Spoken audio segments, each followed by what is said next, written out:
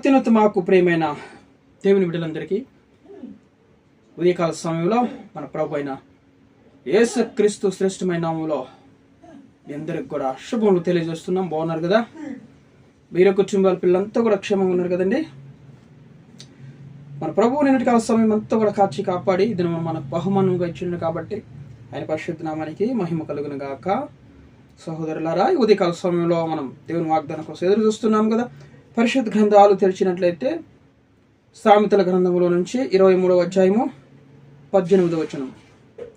సామెతల గ్రంథము 23వ అధ్యాయము 18వ వచనం.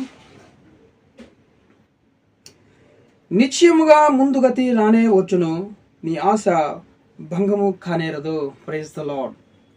దేవుని యొక్క పరిశుద్ధ నామానికి మహిమ కలుగును గాక. ఉదయకాల సమయంలో దేవుడు మనకి చక్కని వాగ్దానం, నిశ్చయముగా ముందుగతి రానే వచ్చును, నీ ఆశ భంగము కానేరదు.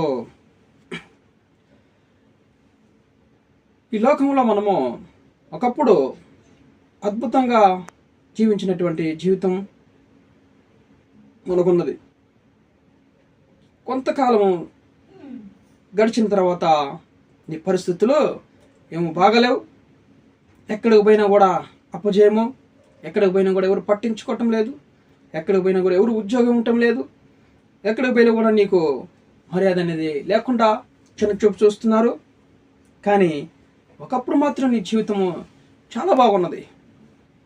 మరి ఏమైందో ఏమో, మధ్యలో అనేక శ్రమల గుండా వెళుతున్నావని బాధపడుతున్నావు కదా. అలాంటి వారు మన మధ్యలో ఈరోజు ఎవరైనా ఉన్నారా? వినండి దేవునికి వాగ్దానం, నిశ్చయంగా నీకు ముందుగతే రానే వచ్చును, నీ ఆశ భంగం కానేరదు. నువ్వేమైతే కావాలనుకుంటున్నావో, ఏమైతే చేయాలనుకుంటున్నావో, నీ ఆశ భంగము కానేరదు. దేవుని నామానికి మహిమ కలుగును గాక. ఒక వ్యక్తి పెద్ద ఆయన ఒక డొక్కు కారులో, పాత కారులో అతని జీవితం అంతా కూడా అతనికి జీవనానికి కావాల్సినటువంటి సామాన్లు, స్టవ్ ఆ కారులో అన్నీ ఉన్నాయి. ఆ కారులోనే తన జీవనం గడుపుతూ ఉండేవాడు. ఇల్లు లేదు అతనికి, ఇల్లాలు లేదు, భార్య కూడా చనిపోయింది. ఆ కుమారుడు చిన్నప్పుడే తన తండ్రి చనిపోవడం ద్వారా తల్లి ఉద్యోగానికి వెళుతున్నది. కుమారుడు వచ్చినటువంటి బంధువులకు అందరికి కూడా వంట చేసి పెడుతూ అలాగా వంట నేర్చుకున్నాడు. వంట చేయడం నేర్చుకొని అతడు చాలా చక్కగా వంట నేర్చుకున్నాడు. మంచి కంపెనీలో ఉద్యోగం చేసి ఆఖరికి అతనికి వయసు అయిపోయింది, రిటైర్మెంట్ అయిపోయినాడు. ఇప్పుడు తన జీవితము చాలా కష్టతరంగా ఉంది. అతడు ఒక రెస్టారెంట్లోకి వెళ్ళి, అయ్యా నేను చికెన్ చేయగలను, రోస్టు చాలా రుచికరంగా ఉంటుంది, ఒకసారి చేసి మీరు రుచి చూస్తారా అన్నప్పుడు, లేదు మాకు అక్కడ వ్యాగన్స్ లేదు, మాకు అవసరం లేదు, వెళ్ళు అంట పంపించేశారు. మరలా ఆ కారులో వెతుక్కుంటూ ఇంకొక రెస్టారెంట్కి పోయాడు. ఇలాగా చికెన్ చాలా చక్కగా అద్భుతంగా చేయగలను నేను, మరి ఒకసారి నేను ట్రైల్ ఇస్తే మీరు టేస్ట్ చూసి చెప్పండి, నాకు ఉద్యోగం ఇవ్వండి అన్నప్పుడు, లేదయ్యా మా కంపెనీలో ఉద్యోగం లేదు, వెళ్ళు అంట పంపించేశారు. ఇలాగా 10 రెస్టారెంట్లు తిరిగాడంట, 50 రెస్టారెంట్లు తిరిగాడు, 100 రెస్టారెంట్లు తిరిగాడంట, 500 రెస్టారెంట్లు తిరిగాడు. ఆఖరికి 1000 రెస్టారెంట్లు తిరిగినప్పుడు ఎవరో ఒక అతని దగ్గరికి వెళ్ళి, అయ్యా చికెన్ నేను చాలా చక్కగా చేయగలను, చికెన్ రోస్టు, ఒకసారి మీరు తిని చూసి నన్ను పనికి పెట్టుకోండి అయ్యా అని బ్రతిమాలినప్పుడు, సరే అని చెప్పి అతనికి అతని యొక్క కంపెనీలో ఉద్యోగం ఇచ్చారు. మరి చికెన్ చేశాడు, చాలా అద్భుతంగా టేస్టీగా చేశాడు, రుచికరంగా ఉంది. ఆ హోటల్లో అంతా కూడా అద్భుతంగా వ్యాపారం అవుతుంది. ఎవరు చూసినా కూడా మరి అద్భుతమైనటువంటి చికెన్ బాగుందని ఆ చికెన్ కాస్త ఫేమస్ అయిపోయింది. దేశం ఫుల్గా, ఇండియా ఫుల్గా ఆ చికెన్ అద్భుతంగా ఫేమస్ అయిపోయింది.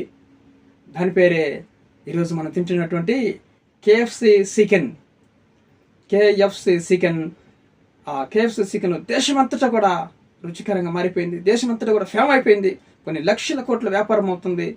ఇలాగా ఆయన చూడండి ఎంత అద్భుతంగా ఆ యొక్క కేఎఫ్సి చికెన్ అతడు తయారు చేయడం ద్వారా దేశం అంతటి కూడా ఆ చికెన్ ఫేమస్ అయిన చికెన్ KFC చికెన్ అంటారు దాని పేరు. అతని పేరే క్యానెలే శాండర్స్. అతని పేరు, ఆ చికెన్ కనుగొన్న అతని పేరు క్యానెలే శాండర్స్. అద్భుతంగా అతనికి ముందుగతి రానే వచ్చింది, బాగా ఫేమస్ అయిపోయినాడు. అద్భుతంగా అతన్ని జీతము శాలరీ షాట్ కూడా అద్భుతంగా అతనికి ఇవ్వడం జరిగింది. ఫేమస్ అయిపోయినాడు. కొన్ని కోట్ల లక్షల రూపాయలు వ్యాపారం జరగడము మనం చూస్తున్నాం అన్నమాట. దేశం అంతటా కూడా అలాగా. చూడండి, బాధపడకు. నీకు పరిస్థితులు బాగలేవని బాధపడకు. పరిస్థితులు ఎలాగైనా సరే విశ్వాసంతో దేవునికి ప్రార్థన చేసి వెతుకు. ఉద్యోగం లేదా ఉద్యోగం వెతుకు, సమాధానం లేదా సమాధానం వెతుకు. ఇలాగా నీ పరిస్థితులు మారుతాయి. నిశ్చయంగా దేవుడు నీకు ఏదో ఒక అద్భుతం నీ కోసం దాచిపెట్టి ఉంటాడు, ఆశీర్వాదం దాచిపెట్టి ఉంటాడు. నిశ్చయంగా ముందుగతి నీకు రానే వస్తుంది. భయపడకు.